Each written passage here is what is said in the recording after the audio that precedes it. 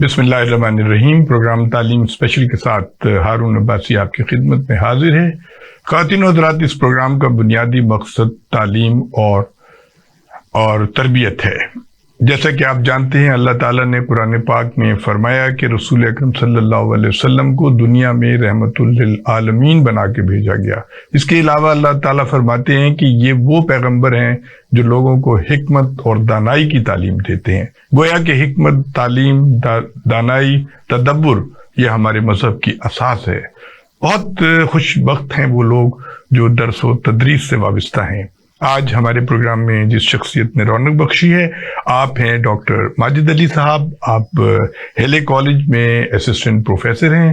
بہت شکریہ ڈاکٹر صاحب، آپ ہمارے پروگرام میں تشریف لائے. ڈاکٹر صاحب، آپ ہمارے بچوں کو اپنے تعلیمی سفر کے بارے میں بتائیے گا کہ کہاں سے آپ نے پی ایچ ڈی تک پہنچے. ہارون عباسی صاحب، بہت شکریہ آپ کا.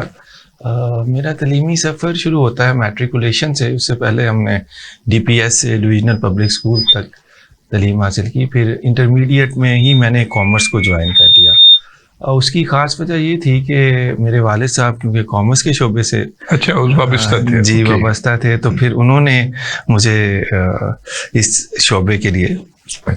پھر میں نے انٹرمیڈیٹ آئی کام جو ہے وہ پنجاب کالج سے کیا. پھر ہیلے کالج آف کامرس سے ہی بی کام کیا. یہیں سے ایم کام کیا، اور ایم کام ختم ہوتے ہی اس وقت پی سی بی ہوتا تھا، یہ جو ہے ہماری یو سی پی یونیورسٹی بعد میں بنی. تو میں نے پھر وہ ایم بی اے کی تعلیم بھی 1 سال حاصل کی، اور انہی دنوں میں میرا پھر ایڈمیشن کمپیوٹر سائنسز میں ہو گیا. میرا کچھ رجحان اس طرف بنا، اور پھر میں نے پنجاب یونیورسٹی کے کمپیوٹر سائنسز ڈپارٹمنٹ سے M S C computer science کی. پھر اس کے بعد کوالٹی مینجمنٹ میں نے ایم فل کیا، اور وہ بھی پنجاب یونیورسٹی سے. اور پھر پی ایچ ڈی بھی میں نے ای کامرس کے اندر، ڈیجیٹائزیشن کے اندر کی. اور مجھے بڑا شرف حاصل ہے، میں اکنالج کرنا چاہوں گا میرے جو سپروائزر ہیں، انہوں نے ہمیں بی کام میں بھی پڑھایا، ایم کام میں بھی پڑھایا، سید سلمان رضاوی صاحب. اور انہوں نے بڑے اچھے طریقے سے ہمیں بی کام، ایم کام میں بھی. پھر میں نے اپنی پی ایچ ڈی ان کے ساتھ تھیسس کیا، اور پھر ای کامرس کے شعبے سے وابستہ ہو گئے. اور ابھی بھی جو زیادہ سبجیکٹس میں پڑھا رہا ہوں وہ کامرس اور ای کامرس سے ریلیٹڈ. اچھا ڈاکٹر صاحب، یہ فرمائیے جو پی ایچ ڈی کا آپ کا تھیسس تھا اس کا کیا ٹاپک تھا؟ میرا کیونکہ ایریا ڈیجیٹائزیشن تھا، تو اس کی تھوڑی تفصیل بتائیں. جی، ڈیجیٹائزیشن میں ہم نے یہ کوشش کی کہ پاکستان کے اندر جو فرمز ہیں، کیا ان کے اندر ڈیجیٹائزیشن اپنا رول پلے کرتی ہے یا نہیں کرتی. ہمارا جو تھیسس آرگومنٹ تھا وہ یہ تھا کہ ڈیجیٹائزیشن کی وجہ سے جو ہمارے بزنس آرگنائزیشنز ہیں ان کی پروفیٹیبلٹی انکریز ہوتی ہے. لیکن ہمارے یہاں کوئی ایسا ڈیجیٹائزیشن انڈیکس موجود نہیں تھا جس کی بیس کے اوپر ہم اس کو میئر کر سکیں. تو پھر میں نے اپنے سپروائزر صاحب کے ساتھ مل کے ہم نے ایک ڈیجیٹائزیشن انڈیکس بنایا. اور اس انڈیکس نے یہ ہیلپ کی کہ ہم جو بزنس آرگنائزیشنز ہیں اس کی پروفیٹیبلٹی پہلی دفعہ ہوا ایسا؟ جی، یہ پہلی دفعہ. تو یہ انڈیکس جو ہے وہ بزنس فرمز کو میئر کرتا ہے اس انڈیکس کے تھرو کہ اگر آرگنائزیشن ڈیجیٹائزیشن کے لیول کے اوپر ہیں، ایک کسی لیول کے اوپر، تو کیا ان کی پروفیٹیبلٹی بھی اس سے انکریز ہوتی ہے یا نہیں ہوتی. بہت اچھی بات. جی. اچھا ڈاکٹر صاحب، یہ فرمائیں کہ آپ سمجھتے ہیں کہ تعلیمی اداروں میں جو ایکسٹرا کریکولر ایکٹیویٹیز ہوتی ہیں اس کی کیا اہمیت ہے؟ دیکھیں، وقت گزرنے کے ساتھ ساتھ ہم ذرا زیادہ ٹیکنالوجی کے پاس چلے گئے. اس وجہ سے ہم ایکسٹرا کریکولر ایکٹیویٹی سے دور ہوتے چلے گئے. ان کا بہت امپورٹنٹ رول ہے. میں نے اپنی اسٹوڈنٹ لائف میں سے لے کے ابھی تک بھی میں بہت سارے ایسی ایکٹیویٹیز ہیں جس میں ہم پارٹیسپیٹ کرتے ہیں، اسٹوڈنٹس کو بھی پارٹیسپیٹ کرواتے ہیں. ہمارے یہاں بہت ساری سوسائٹیز ہیں، ان کے پلیٹ فارم سے ہم یہ کام کرتے ہیں. میں خود 3-4 اسپورٹس ایسی ہیں جو ابھی بھی کھیلتا ہوں، جس میں اسکواش، کرکٹ اور ٹیبل ٹینس میری فیوریٹ رہی ہیں. تو ان کا بہت امپورٹنٹ رول ہے. ہمیں اسٹوڈنٹس کو پلیٹ فارم پرووائڈ کرنا چاہیے. جو اس میں سب سے اہم بات ہے وہ یہ ہے کہ اسٹوڈنٹس کو اگر کوئی پلیٹ فارم پرووائڈ کریں گے تو پھر اس پلیٹ فارم کے اوپر پر آئیں گے. اگر ہم ان کے لیے ایسی فیسلٹیز پیدا کریں گے, ایسے مواقع پیدا کریں گے کہ وہ یہاں پہ آئیں, اپنی ڈفرینٹ سوسائٹیز کا پارٹ بنیں, اور ان سوسائٹیز کے پلیٹ فارم کے اوپر سے ہمارے یہاں ہم نے پھر میڈیا سوسائٹی بھی بنائی, پھر ہم نے اس کے بعد انٹرپرینیورشپ کے حوالے سے بہت سارے لوگوں کو اس میں انوالو کیا. بلڈ سوسائٹی ہے, انوائرمنٹ سوسائٹی ہے. تو ہمارے کالج کے اندر, ہیلے کالج آف کامرس کے اندر تقریباً بہت سارے ہمارے جو اسٹوڈنٹس ہیں وہ ان سوسائٹیز کا حصہ ہیں. اب کیونکہ ان کے پاس ایک پلیٹ فارم ہے, تو اس پلیٹ فارم کے اوپر سے آتے ہوئے ہمارے جو میڈیا کے اندر ہم نے بچے رکھے تھے, وہ جب یہاں سے فارغ التحصیل ہوئے تو ان کو بہت اچھی جابس جو ہے وہ مل گئی. ہاں, وہ یہ آپ کے میڈیا ہاؤسز جو ہیں ان کے اندر ان کو بڑی اچھی جابس جو ہے مل گئی. تو ایکسٹرا کیریکولر ایکٹیویٹیز بہت امپورٹنٹ ہیں. یعنی اس سے آپ سمجھتے ہیں کہ ایک ڈسپلن پیدا ہوتا ہے, ایک وسیع القلبی پیدا ہوتی ہے, بندہ ہار بھی جائے تو وہ مخالف سے ہاتھ ملاتا ہے اور کہتا ہے اوکے جی بالکل ایسے ہی ہے. دیکھیں ہماری یونیورسٹیز کے اندر اسٹوڈینٹس جو ہیں وہ میں سمجھتا ہوں کہ کچھ حد تک ڈسٹارٹ ہیں, اور اس کی وجہ یہی ہے کہ ہم ان کو ایسا پلیٹ فارم پرووائڈ نہیں کرتے کہ وہ وہاں پہ آئیں اور ان سرگرمیوں کا حصہ بنیں.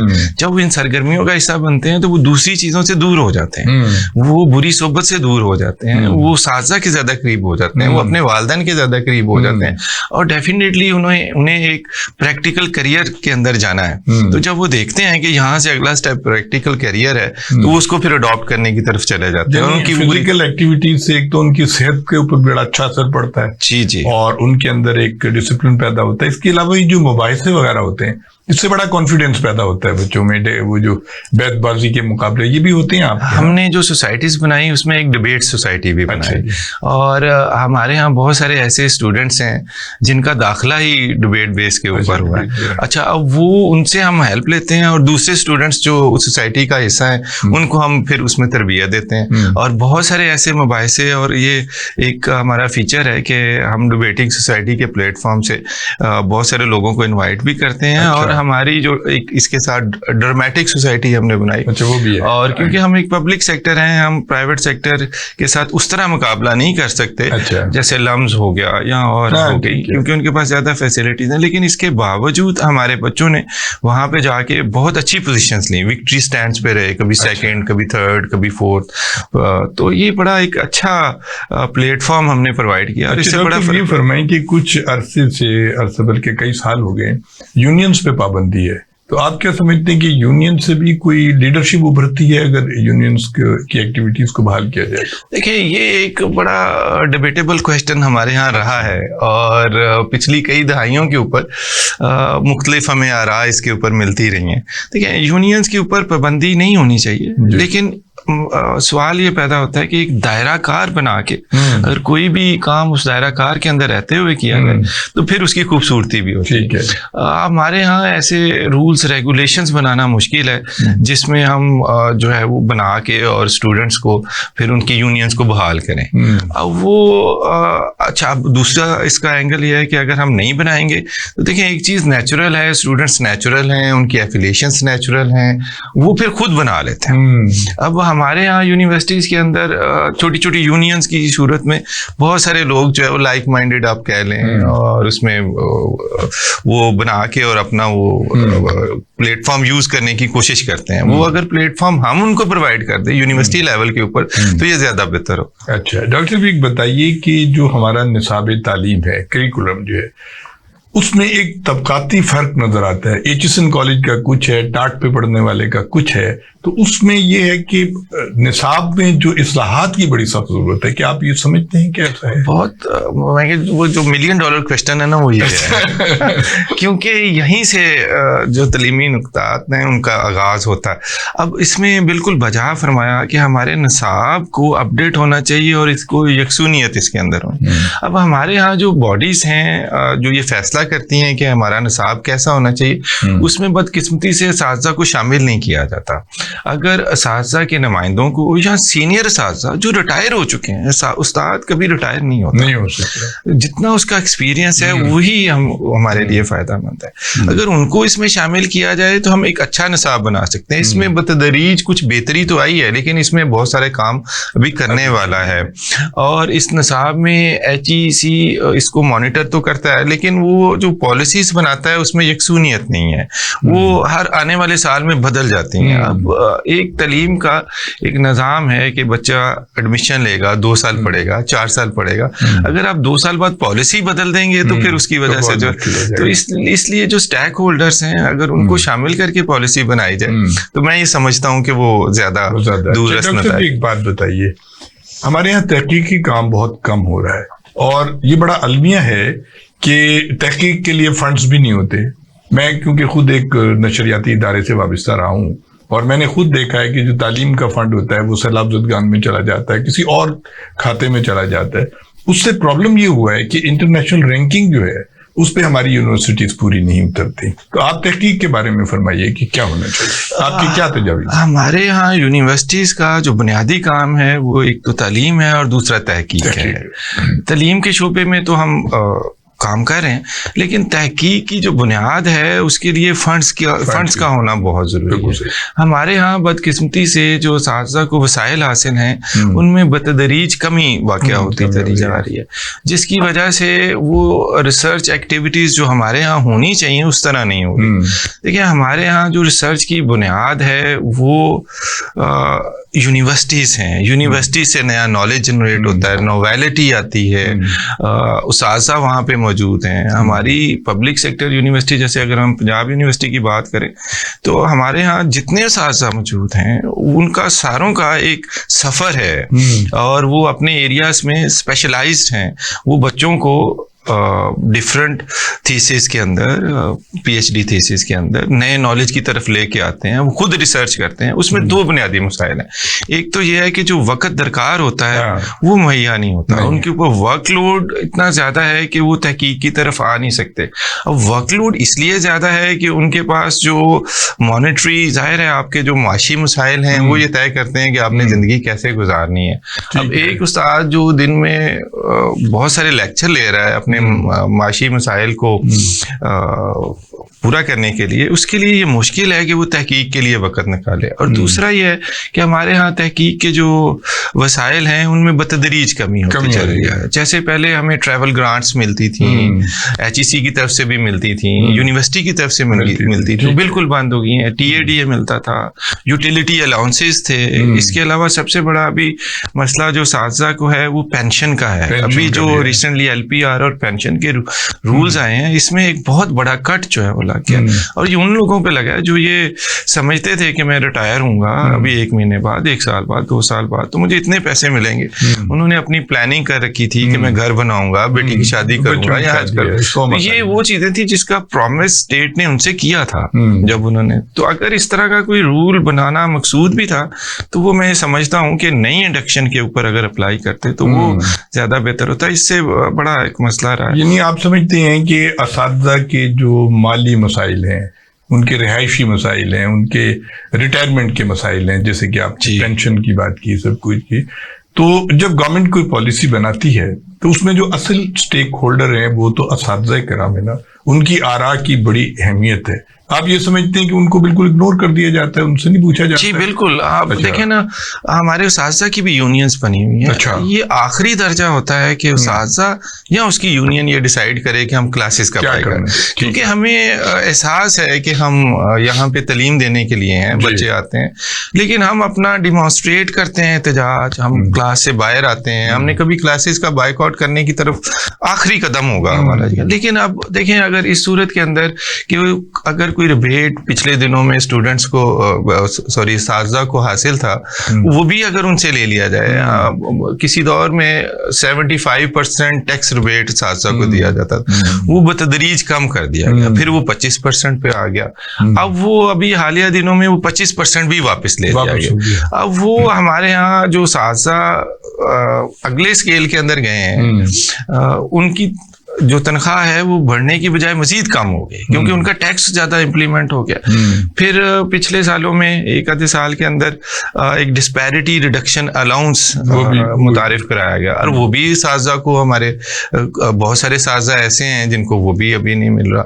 تو وہ جو پالیسیز بنائی جاتی ہیں ان کے اندر اسٹیک ہولڈرز LPR پہ جو جاتے ہیں ان کو وہ مل جاتے ہیں پورے؟ نہیں, وہ بھی اب LPR اور پینشن اس کا جو رول انہوں نے بنا دیا ہے, اس میں ایک محدود اندازے کے مطابق ایک استاد جو آج ریٹائر ہو رہا ہے اس کو پینشن کی مد کے اندر کوئی 25 سے 30 لاکھ بلکہ اس سے بھی زیادہ نقصان اٹھانا پڑ رہا ہے. وہ جو کمیٹیشن ہوتی ہے وہ ملتی ہے, ہاں اس میں بھی نقصان ہے, اور LPR کی مد میں اس کو جو ہے وہ ٹھیک ٹھاک نقصان اٹھانا پڑ رہا ہے. اچھا, آپ فرما رہے تھے کہ پالیسی چینج ہوتی ہے تو سارا کچھ چینج ہو جاتا ہے, تو آپ یہ فرمائیں کہ کیا ہماری یونیورسٹیز وغیرہ میں مداخلت ہوتی ہے, یعنی پولیٹیکل مداخلت ہوتی ہے, یہ سرکاری طور پہ کیا ہوتا ہے؟ یہ دیکھیے, یہ بدقسمتی ہے کہ ہمارے ہاں جو باڈیز ہیں جن کو فنکشنل ہونا چاہیے, اس طرح کام کرنا چاہیے,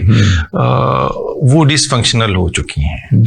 اچھا, اب اس میں ہمارے ہاں ہماری ایک بلو بک ہے, ہمارا ایک آئین ہے, اس کے مطابق یونیورسٹیز کو گورن کیا جاتا ہے. مسائل وہاں پہ پیدا ہوتے ہیں جب اس کے اندر انٹرفیئرنس کی جاتی ہے. اب وہ انٹرفیئرنس جو ہے مختلف انداز میں کی جاتی ہے, وہ سیاسی انداز بھی ہیں, وہ اور طریقے بھی ہیں.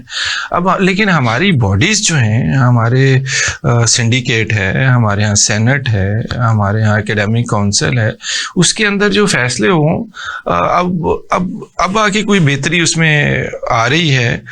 جو ہمارے نئے وائس چانسلر صاحب آئے ہیں, انہوں نے بہت سارے ایسے ڈیسیجنس لیے ہیں, جیسے ریسرچ گرانٹ کے حوالے سے آج کل بڑا اچھا پروگرام NRPU کے انڈر چل رہا ہے, اور یہ پہلی دفعہ ہے پنجاب یونیورسٹی کی ہسٹری کے اندر کہ باقاعدہ اساتذہ کو وہاں پہ انوائٹ کیا گیا ہے, اور ان کو ٹریننگ پرووائڈ کی گئی ہے, اور انہیں بتایا گیا ہے ڈفرینٹ سینئر اساتذہ کی طرف سے کہ آپ آئیں اور کس طرح اپنا پروجیکٹ جو ہے وہ آپ سبمٹ کروائیں تاکہ آپ کو وہ ریسرچ گرانٹ ملے. کیونکہ ہمارے وائس چانسلر صاحب ماشاء اللہ کافی یونیورسٹیز میں پہلے بھی کام کر چکے ہیں, اور HEC کے ساتھ بھی کافی لائنڈ ہیں, کافی ایکسپیرینس ہیں. تو آئی ایم ہوپ فل کہ آنے والے دنوں میں بتدریج بہتری آئے. اچھا, یہ بتائیں کہ ہمارے اداروں میں میرٹ کا بہت بڑا فرق آ گیا ہے کہ میرٹ پہ کام نہیں ہوتا, تو کیا یہ شعبہ تعلیم جو ہے اس میں بھی میرٹ کی وکٹمائزیشن وغیرہ ہوتی ہے, کیا ایسا ہوتا ہے؟ جہاں ہم دوسرے مسائل کا ذکر کر رہے ہیں, وہاں میں یہ سمجھتا ہوں کہ اساتذہ کا سب سے بڑا مسئلہ جو ہے وہ ان کی پروموشن ہے,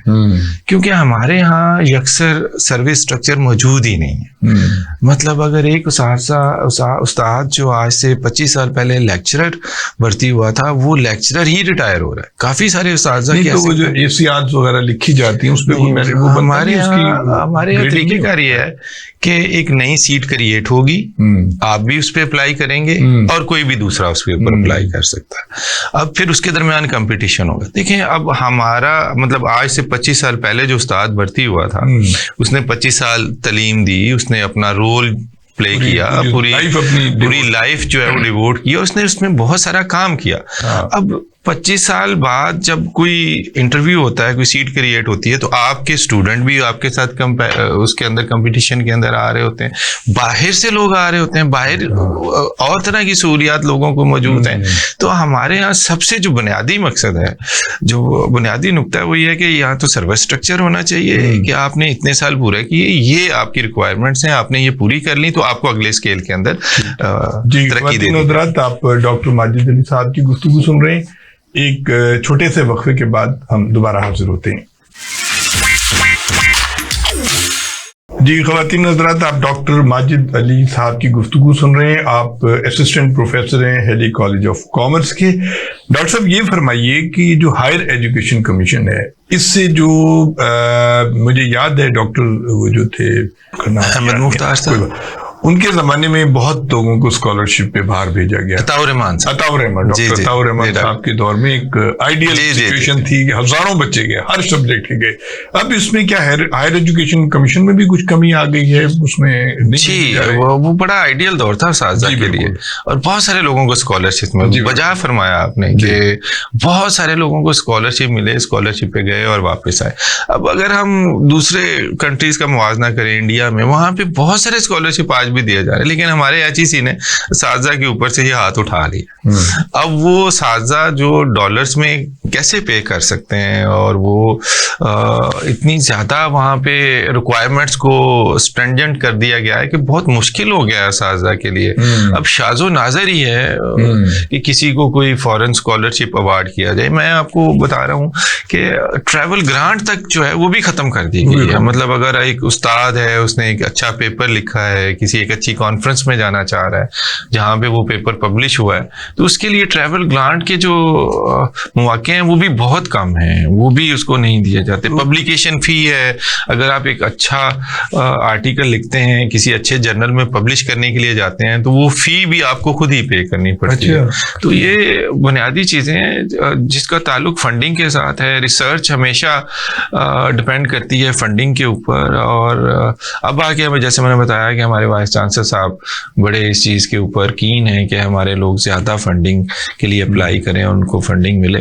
تو آئی ایم ہوپ فل کہ آنے والے دنوں میں بہتری ہے. لیکن ایز آف ناؤ کوئی ایسا اسکالرشپ، کوئی ایسی گرانٹ، کوئی PhD اسکالرشپ، اس کے رولز بہت سخت کر دیے گئے. تو کیا اس میں پرائیویٹ پبلک پارٹنرشپ سے کچھ ہو سکتا ہے آپ کے خیال میں؟ پرائیویٹ سیکٹر جو ہے that is driven by different scenarios. ہمارے ہاں جو زیادہ پالیسیز ہیں وہ گورنمنٹ کی طرف سے، HEC کی طرف سے وہ پبلک سیکٹر کے اوپر اپلائی کی جاتی ہیں، جس کی وجہ سے اچھا اب اس میں پرائیویٹ اور پبلک سیکٹر کا جو آپس میں ایک لنکیج ہے وہ بالکل ڈیولپ ہونا چاہیے. وہ انڈسٹریل لیول کے اوپر ہونا چاہیے. جیسے ہم ہیلے کالج آف کامرس سے منسلک ہیں، تو ہمارا لاہور چیمبر آف کامرس اور دوسری تمام جو بزنس کمیونٹیز ہیں، کارپوریٹ سیکٹر ہیں، ان کے ساتھ MOUs سائن ہوئے ہیں. اور ان MOUs کی بیس کے اوپر ہمارے اسٹوڈنٹ وہاں پہ جاتے ہیں، انٹرنشپ بھی کرتے ہیں، آتے ہیں، ان کو جاب بھی آفر کی جاتی ہے.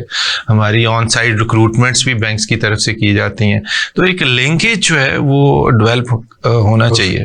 اچھا یہ بتائیے، سارک کے تحت بھی تو پہلے زمانے میں کافی لوگ جایا کرتے تھے. جی مختلف اسکالرشپس جو ہے over the period of time آتے رہے ہیں، لیکن ان کا کرائٹیریا بہت مشکل کر دیا گیا. مثال کے طور پہ جیسے اگر آپ کو کہا جائے کہ پہلی فرسٹ 50 یونیورسٹیز کے اندر آپ نے ایڈمیشن سیکیور کرنا ہے، اور ایڈمیشن سیکیور کرنے کے بعد اور بھی جو اس کے ساتھ ریکوائرمنٹس ہیں وہ بھی آپ نے فلفل کرنی ہے، تو وہ تمام اساتذہ کے لیے ذرا مشکل ہو جاتا ہے. ہمیں آسانی پیدا کرنی چاہیے تاکہ زیادہ سے زیادہ اساتذہ جو ہے وہ اسکالرشپس لے سکیں. اچھا دوبارہ ہم آپ کے سبجیکٹ کی طرف آتے ہیں. ڈاکٹر صاحب دوبارہ بتائیے کہ یہ جو کامرس کا سبجیکٹ ہے، جو بچے اور بچیاں پڑھنا چاہتے ہیں، تو انہیں کیا آپ بتائیں گے کہ اس میں کیا اس کا فیوچر کیا ہے اس کا؟ دیکھیں اب ہم نے ہیلی کالج آف کامرس کے اندر 4 ڈفرینٹ BS پروگرامس لانچ کیے ہیں، اور وہ بالکل مطابقت رکھتے ہیں ہماری انڈسٹری کے ساتھ، ہمارے بزنس کے ساتھ اور سوسائٹی کے ساتھ. ان میں ہمارا ٹاپ آف دا لسٹ جو پروگرام ہے وہ BS اکاؤنٹنگ اینڈ فائنینس ہے. وہ بچوں کا ٹلٹ اکاؤنٹنگ اینڈ فائنینس کی طرف ہوتا ہے. اس کی خاص بات یہ ہے کہ ان کو بہت ساری ایگزمپشنس مل جاتی ہیں ACCA کے لیے، کیونکہ ACCA کے ساتھ بھی ہمارا ایک ایگریمنٹ ہے جس کی بیس کے اوپر ہم ان کے اسٹوڈنٹ اور وہ ہمارے اسٹوڈنٹس کو بہت ساری. تو وہ لوگ جو ACCA کرنا چاہتے تھے، CA کرنا، وہ بھی اکاؤنٹنگ اینڈ فائنینس کے اندر جاتے ہیں. دوسرا جو ہمارا 4 ایئر BS پروگرام ہے وہ BS ای-کامرس ہے. وہ ہمارا بہت اچھا پروگرام اس حوالے سے ہے کہ اس میں IT سے ریلیٹڈ سبجیکٹس ہیں، اور وہ بچے جو شارٹ ڈپلوماز کرتے ہیں وہ تمام چیزیں ہمارے ایک کمپیکٹ کورس کا حصہ ہیں. اس کے لیے ہمیں بہت محنت کرنا پڑی، 2-3 سال ہمیں لگے مختلف باڈی سے اپروو کروانا. اکیڈمک پہلے ہماری بورڈ آف فیکلٹی، پھر بورڈ آف اسٹڈیز، پھر اس کے بعد جو اکیڈمک کونسل، پھر اس کے بعد جو ہے وہ سنڈیکیٹ سے، اور اس کے بعد یہ ہمارا 4 ایئر پروگرام ہمارا 3 سال سے باقاعدگی سے جاری ہے. اور بہت سارے بچے ہمارے جو IT کے شعبے سے منسلک ہونا چاہتے ہیں وہ اس کا حصہ ہیں، اور انشاءاللہ نیکسٹ ایئر ہمارا اس کا پاسنگ آؤٹ بیچ بھی آ جائے گا جو مارکیٹ میں جائے گا. تو ہم بڑے ہوپ فل ہیں. ہم نے ڈفرینٹ جو ہے پلان کر رکھے ہیں کہ ہم جو ای-کامرس کے بچے ہیں ان کو سافٹ ویئر ہاؤسز کے ساتھ لنک کریں. ان کا جو پروجیکٹ ہے آخری سیمسٹر کے اندر وہ سافٹ ویئر ہاؤسز کے ساتھ ہے. ہے وہ پروجیکٹ کرتے ہیں. پھر ایویلویٹرز بھی ہم سافٹ ویئر ہاؤسز سے بلاتے ہیں جو ان کے پروجیکٹس اور ان کی جتنے آئیڈیاز ہیں ان کو فردر ریفائن کریں. پھر ہمارا B S accounting and taxation ہے, وہ بچے جو ٹیکسیشن سے زیادہ وابستہ ہونا چاہتے ہیں, تو یہ بھی ہمارا ایک بی ایس پروگرام بڑی کامیابی کے ساتھ جا رہا ہے. اور پھر ہمارا پرانا traditional B S commerce program بھی ہے, وہ بھی ہمارا. یہ کن شعبوں میں جاب اپرچونیٹیز ہیں آپ کے سبجیکٹ؟ اب کیونکہ ہم 4 مختلف پروگرام کر رہے ہیں تو ای کامرس کے بچے ہمارے آئی ٹی سے ریلیٹڈ ہیں. اس میں فری لانسنگ بھی ہو سکتی ہے, اس کے اندر وہ مارکیٹ کے اندر امیزون اپنی ویب سائٹس بھی ڈیولپ کر سکتے ہیں, انٹرنیٹ بائنگ سیلنگ, سیکیورٹی, یہ ساری چیزیں سائبر سیکیورٹی کے حوالے سے. تو یہ تمام ایریاز ان کے لیے اوپن ہیں. جو ٹیکسیشن کے بچے ہیں ان کا زیادہ ٹلٹ جو ہے وہ ٹیکس پریکٹسز کی طرف سے ہے, اور اکاؤنٹنگ اینڈ فائنانس کے بچے کیونکہ ہماری کامرس کے اندر سب سے بہتر خوبصورتی یہ رہی ہے کہ ہم ہمیشہ سے لیڈ کرتے ہیں اکاؤنٹنگ اینڈ فائنانس میں. تو وہ فرمز کے اندر جس میں ڈیجیٹل اکاؤنٹنگ بھی ہے اور جس کے اندر مختلف فائنینشیل پوسٹ ہیں ان کے لیے وہ جاتے ہیں. اچھا ڈاکٹر صاحب, آپ کی مختلف باڈیز بنی ہوئی ہیں, تو آپ کی کوئی ایسی ریکمنڈیشنز ہوتی ہیں جو منسٹری آف فائنانس کو آپ دیں کہ یہ اتنا بڑا تفاوت پیدا ہو گیا ہے, تنخواہوں کا مسئلہ ہے, پینشن کا مسئلہ ہے, رہائش کا مسئلہ ہے, سیکیورٹی کا مسئلہ ہے, اور پھر بنیادی فیسلٹیز کا مسئلہ ہے, تو ہمارے اساتذہ تو بہت ایک انڈر پریشر ہے, اور جو بندہ انڈر پریشر ہوگا وہ کیسے ڈیلیور کرے گا, کیسے لوگوں کو پڑھائے گا؟ تو آپ کی کیا ریکمنڈیشنز ہیں گورنمنٹ سے, آپ کیا توقع کرتے ہیں کہ کیسے یہ معاملات درست ہو سکتے؟ جی بالکل ٹھیک فرمایا آپ نے. ہماری جو باڈیز ہیں وہ گائے بگائے اپنا کام تو کرتی رہتی ہیں, لیکن اس کے باوجود میں نہیں یہ سمجھتا کہ ہم اس لیول پہ جا کے گورنمنٹ کو یہ باور کروانے میں کامیاب ہوئے ہیں کہ استاد کو بھی تھوڑی سی اہمیت دینی چاہیے.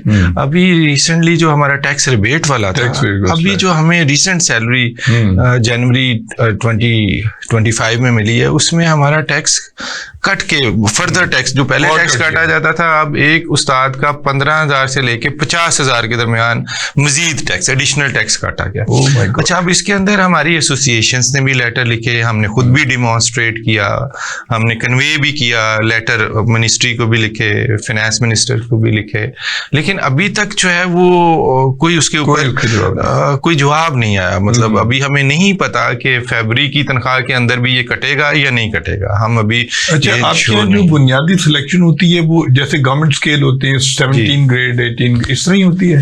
نہیں, ہمارے ہاں سروس اسٹرکچر موجود ہی نہیں ہے. ہمارے ہاں جو لیکچرر ہیں وہ 18 اسکیل میں ہیں, اسسٹنٹ پروفیسر 19 میں, اور سو آن. اب ہمارے ہاں مسئلہ یہ ہے کہ جیسے اگر میں اسسٹنٹ پروفیسر ہوں, مجھے اگلے گریڈ کے اندر جانا ہے, تو مجھے پہلے تو انتظار کرنا پڑے گا کہ ایک سیٹ میرے لیے یا ایک سیٹ کریٹ کی جائے. وہ ہماری فائنانس باڈیز ہیں ڈفرینٹ, وہاں سے وہ کریٹ ہو کے آتی ہے, پھر اس کے بعد اس کو اوپن کر دیا جاتا ہے ہر کسی کے لیے. اب وہ لوگ جو باہر بیٹھے ہوئے ہیں ان کے پاس زیادہ فیسلٹیز ہیں, ہمارے جو اسٹوڈنٹس ہیں جو ابھی فریش 3-4 سال پہلے گئے ہیں وہ زیادہ فیسلٹیز کی وجہ سے سپر سیڈ کر جاتے ہیں. دوسرا مسئلہ یہ ہے کہ جو سلیکشن کرائیٹیریا ہے وہ ٹھیک نہیں ہے. مطلب ہمارے ہاں کچھ فارن ریویورز کو سلیکٹ کیا جاتا ہے اور ان فارن ریویور سے رپورٹس بنوائی جاتی ہیں, اور یہ ایک واحد کرائیٹیریا جس کے اوپر یہ طے ہونا ہے کہ مجھے اگلے گریڈ میں جانا ہے یا کسی اور کو جانا ہے.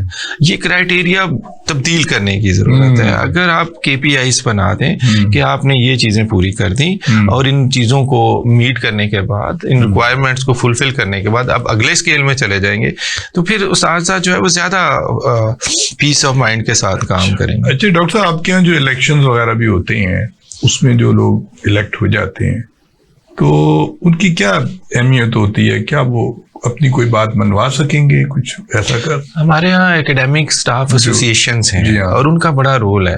پنجاب یونیورسٹی کی ایکیڈیمک اسٹاف ایسوسیشن لیڈ کرتی ہے, اور باقی یونیورسٹیز کی ایسوسیشن بھی اس کو فالو بھی کرتی ہیں, اس کے اوپر نظر بھی رکھتی ہیں.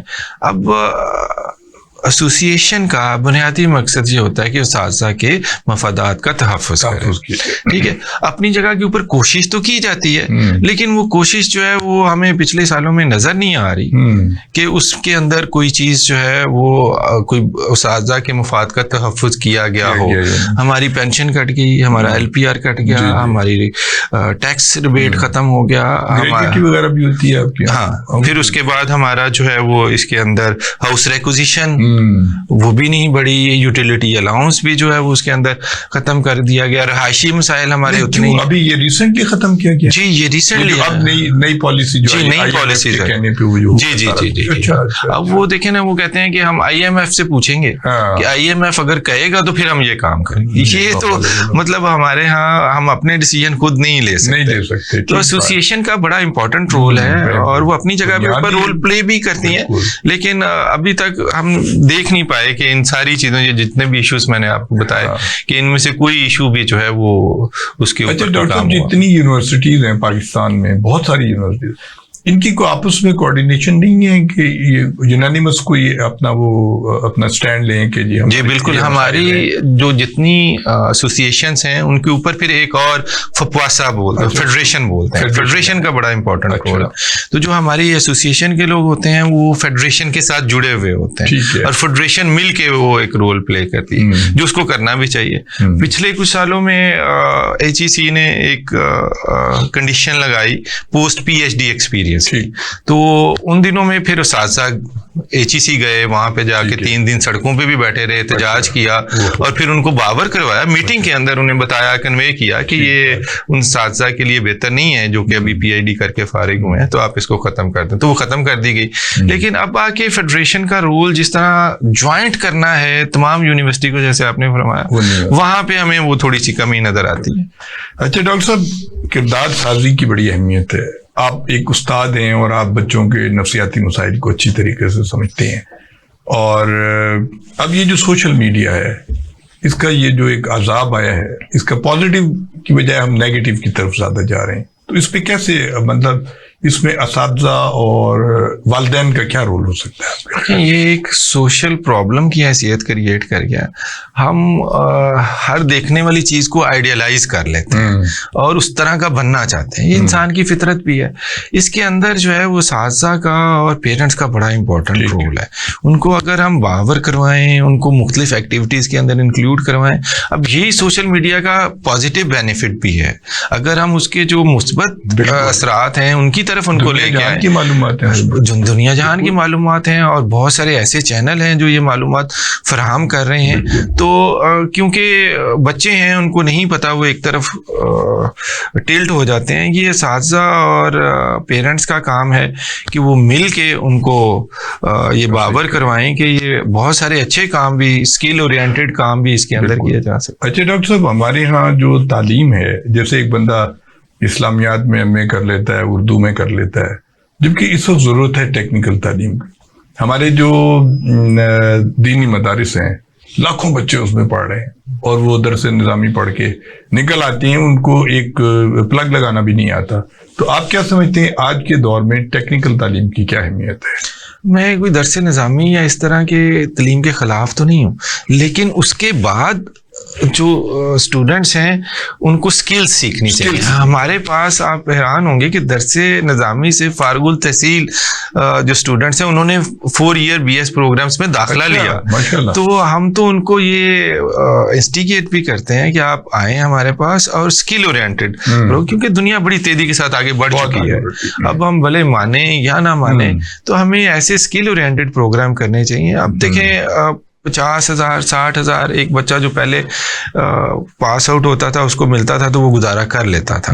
لیکن اب بڑا مشکل ہے کہ ایک بچہ آج کی دنیا میں اگر 4 ایئر یا 18 ایئر آف ایجوکیشن سے ہو کے جائے اور اس کے بعد اس کی سیلری 40 50 60 تک جائے اور اگلے 2-3 سالوں میں وہ کوئی بڑھنے کے امکانات بھی نہ ہوں, تو بڑا مشکل ہے کہ وہ کیریئر میں آگے چل سکے. تو یہ اسکل اورینٹیڈ جابس ہیں. ہم نے دیکھا ہے کہ بہت سارے بچے جو کہ اسکل اورینٹیڈ جابس کرتے ہیں, جیسے ہمارا ای کامرس ہے, اکاؤنٹنگ اینڈ فائنینس, ٹیکسیشن. پھر اس کے بعد وہ ایک اچھی جابس کے اوپر, مطلب وہ اسٹارٹ ہی 70-80 سے کرتے ہیں اور پھر بتدریج جو ہے وہ آنے والے سالوں میں وہ اوپر چلے جاتے ہیں. اور پھر انٹرپرینیور کا بڑا امپورٹنٹ رول ہے. ہم اسٹوڈنٹس کو یہ سکھاتے بھی ہیں اور ان کو یہ ہم یہ پروموٹ بھی کرتے ہیں کہ وہ انٹرپرینیور بنے, اور بجائے اس کے کہ خود جاب سیکر بنے, جاب گیور بنے, جاب دیں. اور وہ اگر ایک بزنس کریٹ کرتے ہیں, ایسی ایکٹیویٹیز کرتے ہیں, تو اس کی وجہ سے پھر ہماری سوسائٹی کے اندر, ہمارے معاشرے کے اندر, ہمارے جی ڈی پی جو ہے اس کے اندر پھر فردر اضافہ ہوتا ہے. ہمارے یہاں ڈاکٹر صاحب ایک بات بتائیے کہ معاشرہ تقسیم در تقسیم ہوتا جا رہا ہے. ہمارے یہاں فرقہ واریت بھی ہے, لسانی جھگڑے بھی ہیں, ہمارے یہاں علاقائی بھی نفرتیں ہیں, پتہ نہیں کیا کیا ہے ہمارے یہاں. تو کیا کوئی ایسی بائنڈنگ فورس ہے جسے ہمارا مذہب ہے وہ ہمیں بہت اخلاقیات کا درس دیتا ہے؟ تو آپ سمجھتے ہیں کہ مذہب ایک رول پلے کر سکتا ہے؟ دیکھیں, علامہ اقبال نے وہ جو خودی کا فلسفہ دیا تھا نا, وہ اسی لیے ہے. اگر ہر انسان اپنے اندر جھانکے گا, اپنی خوبیوں کو اور خامیوں کو دیکھے گا, تو پھر ہی معاشرے میں بہتری آئے گی. ہمارے یہاں ہم ڈیورسیفائڈ ہیں. میرا آپ کے لاکھ اختلاف ہو سکتا ہے, آپ کا میرے ساتھ لاکھ اختلاف ہو سکتا ہے, لیکن یہ اختلاف صرف بات کی حد تک ہونا چاہیے, مثبت ڈبیٹ ہونی چاہیے اس کے اوپر. میں آپ کی بات سے اختلاف کر سکتا ہوں, آپ میری بات سے اوپر, لیکن ہم ذاتیات کے اوپر آ جاتے ہیں. میں کہوں گا کہ آپ کا تعلق کیونکہ ایک خاص مکتبہ فکر سے ہے تو میں آپ کے خلاف ہوں, اور اسی طرح یہ کام نہیں ہونا چاہیے. اور یہ آہستہ آہستہ یہ تعلیم جو ہے یہ بڑی ضروری ہے, بنیادی نقطہ ہے. ڈاکٹر صاحب, تعلیم کی آپ بات کر رہے ہیں, مجھے یہ بتائیے کہ جب سے تعلیم پرائیویٹ سیکٹر میں آئی ہے, وہ تعلیم جو چند 100 روپے میں ہو جاتی تھی اب وہ لاکھوں روپے میں ہوتی ہے. ایک بچے کو او لیولز کرنا ہے, اے لیولز کرنا ہے, اس کا باپ ایک فرض کیجیے استاد ہی ہے, گریڈ 17 کے برابر اس کی تنخواہ ہے, یہ کچھ ہے, وہ کیسے لاکھوں روپے افورڈ کرے گا؟ اپنے 3 بچوں کو کیسے پڑھا لے گا؟ نہیں کر سکتا. اس کا کیا حل ہے آپ کے خیال؟ دیکھیں, اس کا حل پبلک سیکٹر ہے. پبلک سیکٹر یونیورسٹیز ہیں. ہمارے ہاں جو یونیورسٹی ہے, پنجاب یونیورسٹی کے اندر بہت سارے لوگ رورل ایریا سے آتے ہیں, اور اسکالرشپس ہیں اس کے لیے. اسکالرشپ اب اس وقت ملیں گے جب یونیورسٹی خود سے اپنا فائنینشیل جو سسٹینیبلٹی ہے اس کو میٹ کریں گی. اب آ کے ہمارے وائس چانسلر صاحب نے کچھ ایسے اسٹیپس لینے کی طرف اشارہ دیا ہے کہ ہم فائنینشیل اسٹیبلٹی کی طرف جا سکتے ہیں, لیکن ایز آف ناؤ ایسا نہیں ہے. اگر یونیورسٹیز کے پاس پیسے ہوں گے, ہمارے یہاں مجھے یاد ہے کہ ہیلی کالج آف کامرس کے اندر ہمارے یہاں بہت سارے اسکالرشپ انڈسٹری کی طرف سے بھی دیے جاتے رہے ہیں, اور ابھی بھی دیے جا رہے ہیں, پھر کچھ گورنمنٹ کی طرف سے بھی ہیں, پیف ہیں. تو ہم یہ کلیم کرتے ہیں کہ ہمارے یہاں داخل ہونے والا کوئی بھی بچہ صرف اس وجہ سے نہیں تعلیم حاصل کر یہ نہیں ہوگا کہ وہ اس وجہ سے تعلیم حاصل نہ کر سکے کہ اس کے پاس فائنینشیل پرابلمس ہیں. ہم ان کو کسی نہ کسی طرح کوئی اسکالرشپ یا ہم کوشش کرتے ہیں, لیکن یہ کام پرائیویٹ سیکٹر میں مشکل ہے, مطلب وہاں پہ تو بڑا مشکل ہے. اب ہمارے یہاں جو ایڈمیشنز ہیں ظاہر ہے وہ ایک میرٹ کا طریقہ کار ہے, لیکن کیونکہ بہت زیادہ پروگرامس ہیں تو اسٹوڈنٹس یہاں پہ ہمارے یہاں پچھلے 3-4 سال کے اندر جو اپلائی کرتے ہیں زیادہ تر لوگوں کو اس میں ایڈمیشن مل بھی جاتا ہے. تو ہماری کوشش ہوتی ہے کہ پہلے 2-3 سال ان کو سپورٹ کریں, اور پھر وہ خود ایک معاشرے کا حصہ بنے, انڈسٹری کے اندر کوئی جاب, اور ساتھ ساتھ جو ہے وہ. ڈاکٹر صاحب, یہ جو گلی گلی محلوں میں اکیڈمیاں کھل گئی ہیں, اور کیا پرائیویٹ سیکٹر یا پرائیویٹ جو گورنمنٹ سیکٹر ہے خاص طور پہ, اس میں کیا اساتذہ کا معیار خراب ہو گیا ہے, یا وہاں کی تعلیمی ماحول کیسا ہو گیا ہے کہ وہ بچے لازمی ٹیوشن پڑھیں گے؟ اوور آل جو ہمارے ہاں معیار تعلیم ہے اس میں بتدریج کمی واقع ہوئی ہے. اس کی ایک وجہ تو جیسے آپ نے اشارہ دیا کہ نصاب میں یکسونیت نہ ہونا ہے, اور یہی وجہ ہے کہ پھر ہمارے گلی محلوں کے اندر بہت سارے لوگوں نے اکیڈمیز بنا لی ہیں. وہ لوگ جو ایڈمیشن نہیں لے سکتے یا کہیں پہ نہیں ہوتا, اور اکثر جگہ پہ تو ایسا ہی ہے کہ وہی کسی کالج کے اندر ہیں اور انہیں کی اکیڈمی ہے. بالکل ایسے ہے. اور یہ بدقسمتی ہے ہمارے اندر. اگر ہم اپنی یونیورسٹیز کو ٹھیک کریں, اپنے کالجز کو ٹھیک کریں, تو پھر یہ کام جو ہے وہ زیادہ بہتر طریقے سے. ڈاکٹر صاحب, خواتین و حضرات, آپ ڈاکٹر ماجد علی صاحب کی گفتگو سن رہے تھے.